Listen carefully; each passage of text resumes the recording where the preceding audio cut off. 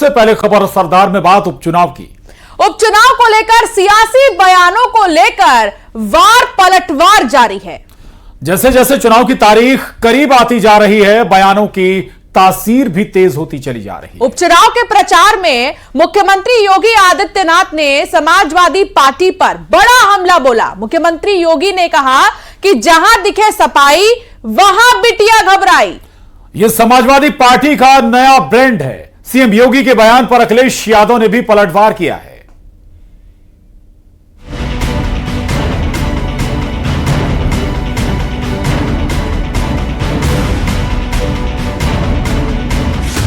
उपचुनाव को लेकर सीएम योगी ताबड़तोड़ प्रचार कर रहे हैं। सीएम योगी ने मीरापुर सीट पर सहयोगी दल आरएलडी की प्रत्याशी मिथिलेश पाल के लिए प्रचार किया। रैली के दौरान सीएम योगी ने विपक्ष पर जमकर निशाना साधा। सीएम योगी ने कहा कि जहां दिखे सपाई वहां बिटिया घबराई। आज मैं कह सकता हूं कि जहां दिखे सपाई वहां बिटिया घबराई। आपने देखा होगा उनके कारनामों को। अयोध्या में नजारा आपने देखा होगा, कन्नौज में देखा होगा। यह नया ब्रांड है समाजवादी पार्टी का, यह नया ब्रांड है इनका। इनको लोग लाज नहीं। सीएम योगी ने कहा कि समाजवादी पार्टी को सनातन से पीड़ा है।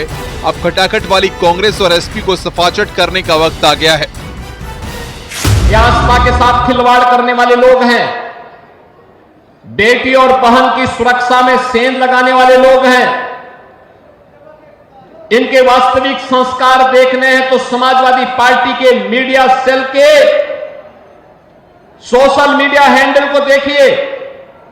कितने घटिया स्तर की बातों को ये लोग करते हैं। ये समाजवादी पार्टी के वास्तविक चरित्र को दिखाता है। सीएम योगी के बयान पर अखिलेश यादव ने निशाना साधा। सोशल मीडिया प्लेटफॉर्म पर पोस्ट कर लिखा, नकारात्मक बातें डरे हुए इंसान की पहचान। जिनके पास अपनी कोई उपलब्धि नहीं होती वो दूसरों की बात करते हैं। नकली मुस्कान असलियत नहीं छुपा सकती। अगर प्रतिशत में समझो तो 100 की 100। और बीजेपी उपचुनाव में हार रही 9 की 9। सीएम योगी के बयान पर कांग्रेस ने भी निशाना साधा है। कांग्रेस का कहना है कि प्रदेश में कानून व्यवस्था चरमरा गई है। गुंडे बदमाशों को अब सरकार का संरक्षण है। लोगों को बुलडोजर से डराया जा रहा है।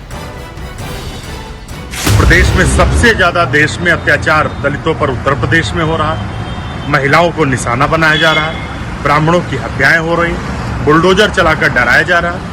तो एक भय का माहौल बनाया गया। पहले तो गुंडे सड़क पर थे, अब तो गुंडों को सरकार का संरक्षण है। वहीं बीजेपी का कहना है कि सीएम योगी का बयान एकदम सही है। महिलाओं से जुड़े क्राइम के ज्यादातर मामलों में एसपी के लोग शामिल रहे हैं। योगी जी ने ठीक ही कहा है कि जहां दिखे सपाई वहां बिटिया घबराई।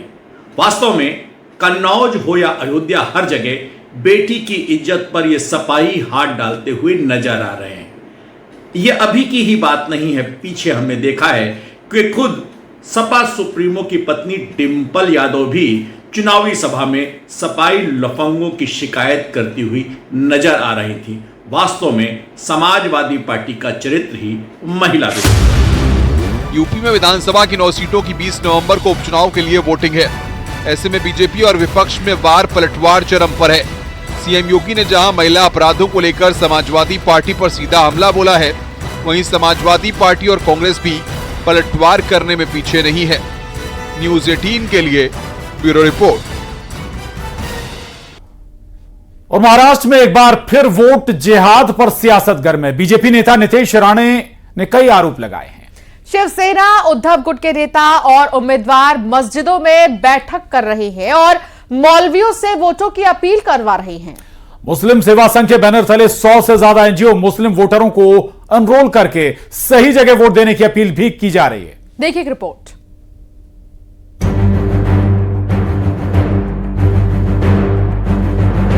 महाराष्ट्र की सियासत में एक बार फिर वोट जिहाद पर सियासत गर्म है। बीजेपी नेता नीतीश राणे ने सोशल मीडिया पर एक पोस्ट किया। नीतीश राणे ने आरोप लगाया है कि शिवसेना उद्धव गुट के नेता और उम्मीदवार मस्जिदों में बैठक कर रहे हैं और मौलवियों से वोट की अपील करवा रहे हैं। नीतीश ने जो वीडियो पोस्ट किया है वो मलाड के इस्लामिया मस्जिद का है, जिसमें चल रही बैठक में उद्धव गुट के नेता सुनील प्रभु और सचिन अहीर भी मौजूद हैं। मकसद को लेकर हम लोग सारे जगह हुए हैं। मैं समझता हूँ पठानवाड़ी और इसके अतराफ की जितनी मस्जिद मदरसे हैं सब जगह के लगभग उन्नाई खिलाफ इमाम साहब और पढ़ाने वाले मुअल्लिमीन आए हुए हैं। आप जरा ये फिक्र लेकर आए हैं। मैं समझता हूँ ये कोई लड़ाई सिर्फ किसी सीट की नहीं है, ये संविधान की हिफाजत की लड़ाई है। आरोप है कि मुसलमानों से महाविकास अघाड़ी के समर्थन में एकजुट होकर वोट देने की अपील की जा रही है। इस वीडियो को जारी करने के बाद नीतीश राणे भी मीडिया के सामने आए। उन्होंने इस पूरे वीडियो की कहानी सुनाई, जिसमें संविधान को खतरे में बताकर एमवीए के समर्थन में वोट करने की बात की जा रही है, जिसे बीजेपी ने वोट जिहाद का नाम दिया है। तो वहीं उद्धव गुट ने कहा है कि मतदाताओं से वोट की अपील तो कोई भी कर सकता है। ये उबाटा के जो 3 कैंडिडेट है वो किस तरीके से वहां बैठ के मौलवी से अपना फतवा तैयार करके ले रहे हैं। उबाटा और महाविकास आघाड़ी के पार्टियों को हिंदू मतों की जरूरत नहीं है। कभी भी ऐसी मीटिंग किसी भी हिंदू धर्मगुरु या किसी भी हमारे महाराज के पास उन्होंने रखने की कभी वीडियो हमको दिखने को नहीं मिलता। अगर हमारी शिवसेना के लोग अल्पसंख्यकों से जाकर मिल रहे हैं तो इसमें किसी को हैरानी का क्या कारण है? अरे वो मतदाता हैं, वो भी एक इंसान है, वो भी वोट करने वाले हैं। हम अपनी बात कहेंगे, आप अपनी बात कहिए। यहाँ प्रेम मोहब्बत की बातें होती हैं, नफरत की बात नहीं होती। महाविकास अघाड़ी के समर्थन में मुस्लिम नेता और संस्थाएं एक मुश्त वोट की अपील कर रहे हैं। All India Muslim personal law board के प्रवक्ता सज्जाद नोमानी ने भी एमवीए के समर्थन में मुसलमानों से एकजुट होकर वोट की अपील की है। बीजेपी के साथ ही राज ठाकरे भी ऐसे फतवों को लेकर महाविकास अघाड़ी पर हमलावर हैं। कि अपने वोट्स को तकसीम न होने दें, विभाजित न होने दें। बहुत से कैंडिडेट खड़े किए जा रहे हैं, डमी कैंडिडेट्स हैं। जो लोग उनको खड़ा कर रहे हैं उनका मकसद उनको जिताना नहीं है, बल्कि उनके जरिए से वोट काटना है, या मुसलमानों का या दूसरे कमजोर तबकात का। शरद पवार साहब, मैंने उनको एक लिस्ट भेजी है 30 सीटों पर मुस्लिम कैंडिडेट बड़ी आसानी के साथ महाविकास आघाडी को जीत दिला सकते हैं। हे सगळे मुसलमान आता मशिदीमध्ये फतवे काढायला लागलेत की काँग्रेसला, राष्ट्रवादी काँग्रेसला आणि शिवसेना उद्धव ठाकरे गटाला सर्व मुसलमानांनी एक गठ्ठा मतदान करायचं असे फतवे निघतायत। अब ये पोस्टर देखिए। मुस्लिम सेवा संघ के बैनर तले 100 से ज्यादा एनजीओ मुस्लिम वोटरों को एनरोल करके सही जगह वोट देने की अपील कर रहे हैं।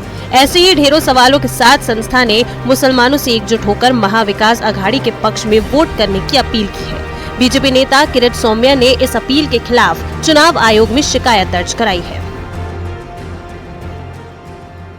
मोदी और भाजपा को हराने के लिए आप महाविकास आघाड़ी को वोट दो।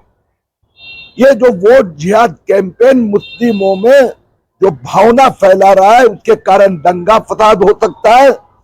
1947 के पहले की मोहम्मद अली जिन्ना की मुस्लिम लीग की भाषा हिंदुस्तान में नहीं चलेगी। वोट के लिए मस्जिदों में बैठक, मौलवियों की अपील और ये पोस्टर, बीजेपी इसे वोट जिहाद बता रही है। पूछा जा रहा है कि योगी आदित्यनाथ का बटेंगे तो कटेंगे का नारा अगर सांप्रदायिक है तो मुसलमानों से एकजुट होकर वोट करने की अपील क्या वोट जिहाद नहीं है? Bureau report, news 18। जैसे जैसे उपचुनाव के लिए वोटिंग की तारीख नजदीक आ रही है, वैसे वैसे बीजेपी और विपक्ष के बीच पोस्टर को लेकर जंग छिड़ गई है। एसपी के नेता रोजाना नए पोस्टर लॉन्च कर रहे हैं। काशी में एसपी समर्थक ने पोस्टर लगवाया है जिसमें अखिलेश यादव को भगवान श्री कृष्ण और राहुल गांधी को अर्जुन की भूमिका में दिखाया गया है। पोस्टर पर लिखा है संकल्प 2024, लक्ष्य 2027। इस पर अब जमकर सियासत हो रही है।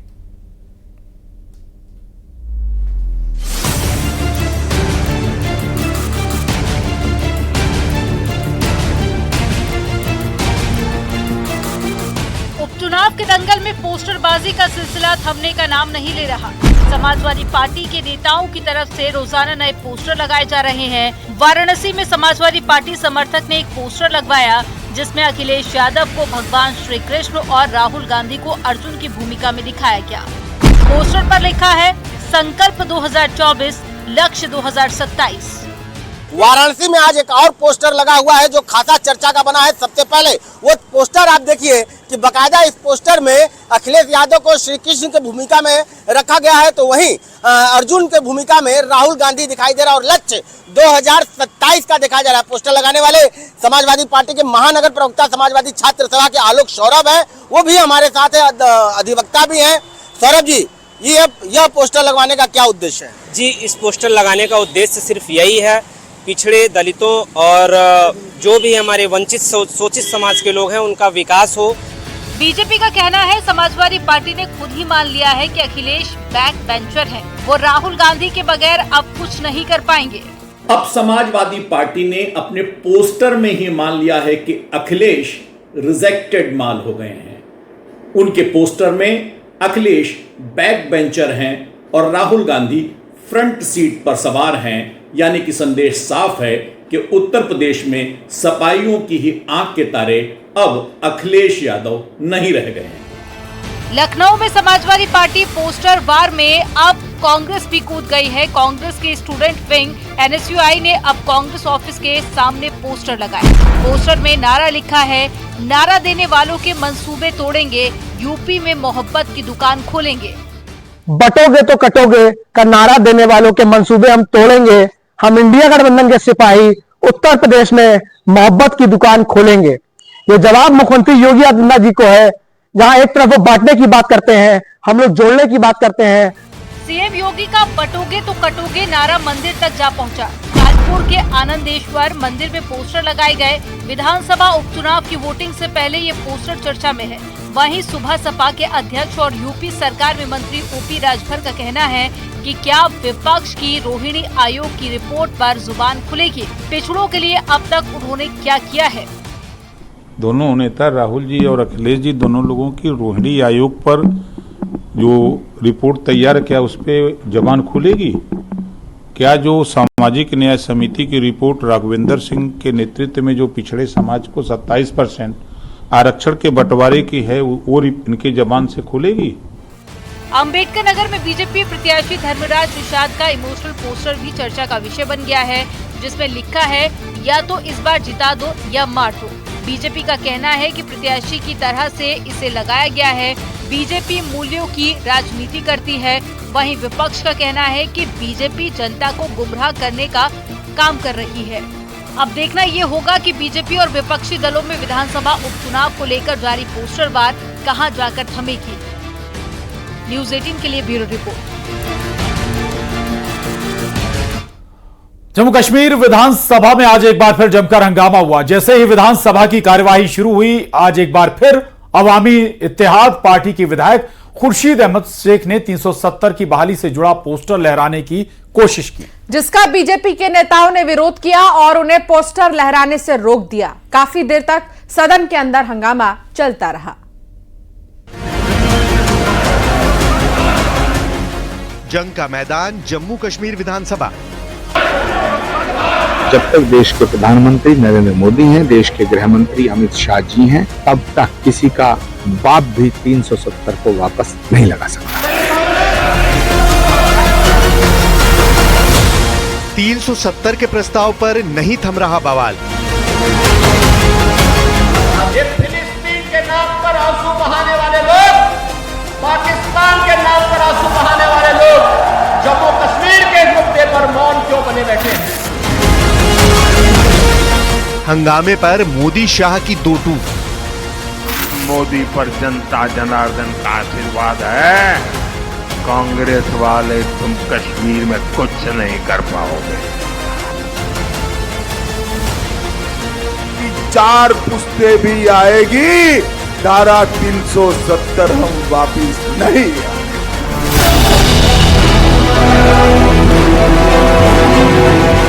पिछले 3 दिनों से जम्मू कश्मीर विधानसभा में 370 की बहाली का प्रस्ताव पास होने पर हंगामा जारी है। विधानसभा में हंगामे की ये तस्वीरें देखिए, किस तरह जम्मू कश्मीर विधानसभा में लोकतंत्र की गरिमा को तार-तार कर दिया गया। 3 दिनों से इसी तरह जम्मू कश्मीर विधानसभा में संवैधानिक मर्यादा की धज्जियां उड़ाई जा रही हैं। आज एक बार फिर अनुच्छेद 370 की बहाली के प्रस्ताव पर हाथापाई की नौबत आ गई।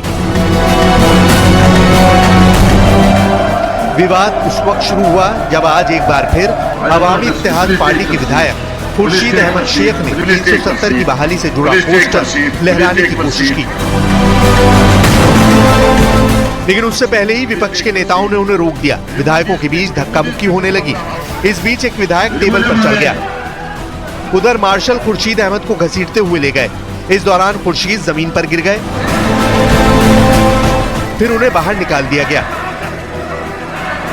मार्शल ने कुछ बीजेपी विधायकों को भी बाहर किया, जिसके बाद सभी बीजेपी नेता वॉकआउट कर गए। आज विधानसभा में अनुच्छेद 370 की बहाली के प्रस्ताव पर चर्चा होनी थी, लेकिन बीजेपी इसका लगातार विरोध कर रही है। इसी विरोध के बीच खुर्शीद अहमद शेख समेत कुछ और नेताओं ने जबरदस्त हंगामा शुरू कर दिया, जिसका नतीजा ये हुआ कि एक बार फिर हाथापाई लात घूंसे चलने की नौबत आ गई। जिस वक्त ये पूरा हंगामा हो रहा था, विधायक टेबल कुर्सियों पर खड़े होकर नारेबाजी कर रहे थे। जम्मू कश्मीर के सीएम उमर अब्दुल्ला चुपचाप बैठे विधानसभा में हो रहे इस तमाशे को देख रहे थे। लेकिन इस बीच आज प्रधानमंत्री नरेंद्र मोदी और गृह मंत्री अमित शाह ने भी साफ कर दिया कि आर्टिकल 370 अब इतिहास बन चुका है और दुनिया की कोई ताकत इसे वापस नहीं ला सकती। कांग्रेस ने आतंकवाद को संरक्षण दिया, अलगाववादियों का संरक्षण दिया। जो समस्या कांग्रेस ने पैदा की थी, हमने आर्टिकल 370 खत्म करके उस समस्या को भी खत्म कर दिया है। नेशनल कॉन्फ्रेंस के साथ कांग्रेस पार्टी ने भी एक रेजोल्यूशन किया कि धारा 370 वापिस लाइए।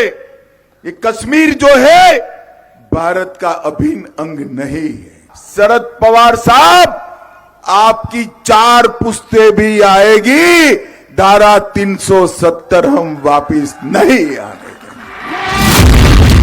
बीजेपी आरोप लगा रही है कि जिस धारा 370 के हटने के बाद जम्मू कश्मीर में विकास और बदलाव की नई सुबह आई, उसकी बहाली की मांग करके नेशनल कॉन्फ्रेंस और पीडीपी जैसी पार्टियां अलगाववादियों को बढ़ावा दे रही हैं। बीजेपी नेताओं ने कांग्रेस पार्टी से भी धारा 370 पर अपना रुख स्पष्ट करने की मांग की।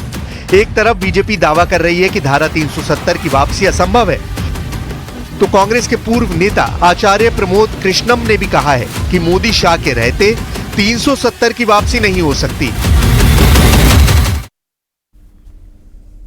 सुप्रीम कोर्ट की संविधान पीठ ने अलीगढ़ मुस्लिम यूनिवर्सिटी के अल्पसंख्यक दर्जे को बरकरार रखा है। 7 जजों की संविधान पीठ ने 4-3 के फैसले से एएमयू के माइनॉरिटी स्टेटस को बरकरार रखा। अब इस मामले में 3 जजों की बेंच यह तय करेगी कि यूनिवर्सिटी को अल्पसंख्यक संस्था का दर्जा दिया जाए या नहीं। तो वहीं इसे लेकर एएमयू में खुशी का माहौल है। संत समाज ने फैसले पर हैरानी जताई है। देखिए एक रिपोर्ट।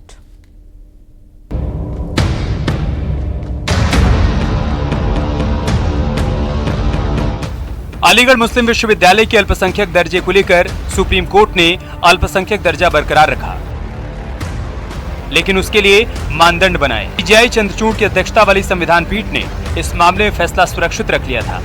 अब 7 जजों की बेंच ने 4 और 3 के अनुपात में अपना फैसला सुनाया। इसके बाद इसे 3 जजों की रेगुलर बेंच के पास भेज दिया गया। आगे जो है ये तीन जजेस की बेंच इसको डिसाइड करेगी और उसमें हमें उम्मीद ये है कि चूंकि अजीज बादशाह का जजमेंट जो था वो आड़े आ रहा था सुप्रीम कोर्ट में अलीगढ़ यूनिवर्सिटी के माइनॉरिटी इस्टेब्लिश होने के बारे में बताने के लिए, तो वो अब इन्होंने जज ने 4 जजेस की ऑनरेबल 4 जजेस की बेंच ने उसको ओवर रूल कर दिया। इस फैसले में साफ किया गया कि एमयू के अल्पसंख्यक संस्थान होने का निर्धारण वर्तमान मामले में बताए गए परीक्षणों और मानदंडों के आधार पर किया जाएगा। एमयू को लेकर सुप्रीम कोर्ट में आज क्या हुआ, सबसे पहले आपको वो बताते हैं। सुप्रीम कोर्ट ने 1967 का फैसला पलट दिया। सुप्रीम कोर्ट ने अजीज बादशाह फैसले को पलट दिया। एमयू का अल्पसंख्यक दर्जा बरकरार रखा। सुप्रीम कोर्ट में 4-3 के बहुमत से फैसला सुनाया गया। चीफ जस्टिस ने कहा, अनुच्छेद 30 में मिले अधिकार पूरे नहीं। अल्पसंख्यक दर्जा तय करने के लिए नई पीठ के पास मामले को भेजा गया। अल्पसंख्यक दर्जे को लेकर अब नई बेंच बनेगी। 3 जजों की बेंच नए मानदंड तय करेगी। सुप्रीम कोर्ट के फैसले के बाद एएमयू छात्रों और अधिकारियों में खुशी देखने को मिली। छात्रों ने चीफ जस्टिस और उनके साथ शामिल अन्य जजों को इस ऐतिहासिक फैसले के लिए धन्यवाद दिया।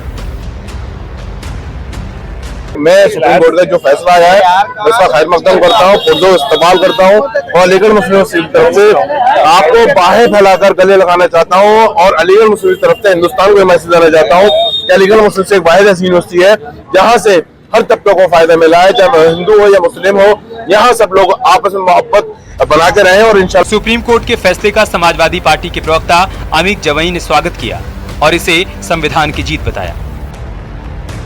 ये फैसला ये बताता है कि इस मुल्क में मुसलमानों को, चाहे वो रिलीजियस माइनॉरिटीज हों, चाहे वो लिंग्विस्टिक माइनॉरिटीज हों, उनको अपने तरीके से विश्वविद्यालय बनाने का अधिकार है। वहीं मुस्लिम धर्मगुरुओं ने भी सुप्रीम कोर्ट के इस फैसले पर खुशी जाहिर की। जजों की बेंच अब ये देखेगी कि ये किस बुनियाद पर इसको माइनॉरिटी कैरेक्टर का दर्जा दिया जाए। तो जाहिर सी बात है कि इस ताल्लुक से तमाम तहकीकात और तमाम दस्तावेज़ और तमाम सबूत हमारे पास हैं कि ये अलीगढ़ मुस्लिम यूनिवर्सिटी मुसलमानों के डोनेशन से मुसलमानों के लिए और मुसलमानों की ज़मीन पर कायम थी। तो लिहाजा इसको मजबूती के साथ 3 जजों की बेंच के सामने पेश किया जाएगा और इंशाअल्लाह उम्मीद है कि जिस तरीके से आज फैसला आया है आगे भी इसी तरीके का मुस्बत फैसला अलीगढ़ मुस्लिम यूनिवर्सिटी के ताल्लुक से आएगा। वहीं अयोध्या के संतों का कहना है कि मुस्लिम अब अल्पसंख्यक नहीं रह गए हैं। सुप्रीम कोर्ट का फैसला हैरान करने वाला है क्योंकि हाई कोर्ट के फैसले को पलटा गया है। अल्पसंख्यक दोयम दर्जे को लेकर यह बहुत दुखद व दर्दनाक है। यह पीड़ा देता है पूरे समाज को। न मत मजहब मतांतर पंथ समुदाय से उठकर आप जब सोचिएगा तो क्या जो है मुस्लिम समुदाय अल्पसंख्यक रह गया है क्या?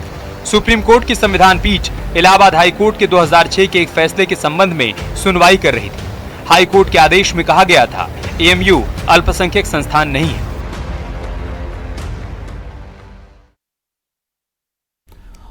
और हिमाचल प्रदेश में इन दिनों समोसे पर सियासी जंग छिड़ी है। सीएम के लिए लाए गए समोसे गुम हो गए। सीआईडी ने समोसे गुम होने की जांच की और मुख्यमंत्री के लिए आए समोसे और केक खा जाने को सरकार और सीआईडी विरोधी बताया है।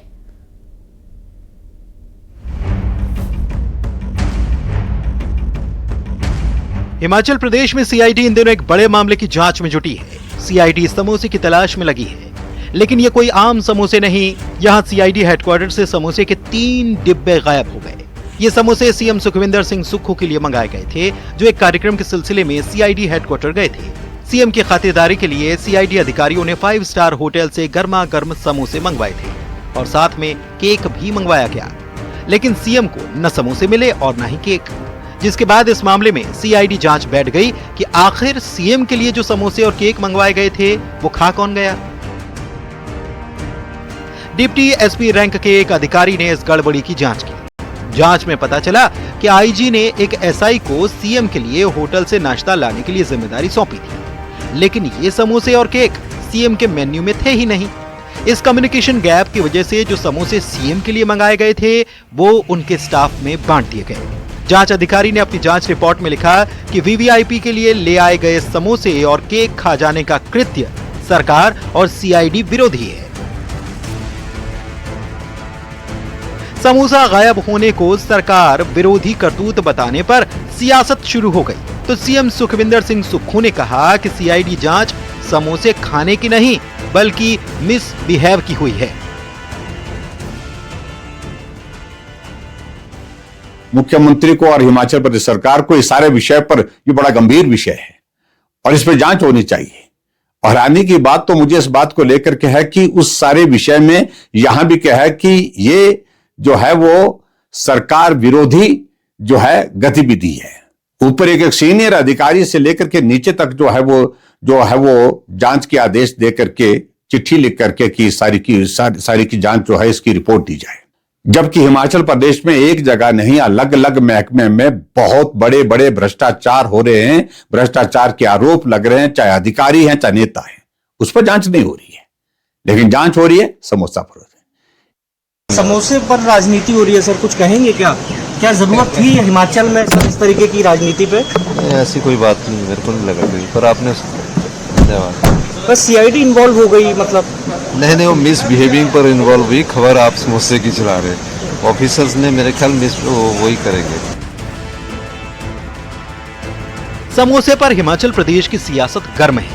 सीएम के लिए मंगाए गए समोसे कौन खा गया, इसका पता तो चल गया, लेकिन समोसे खा जाने को सरकार विरोधी बताया जाना, इस पर सियासी दंगल शुरू हो चुका है। Bureau report, news 18। और खबर असद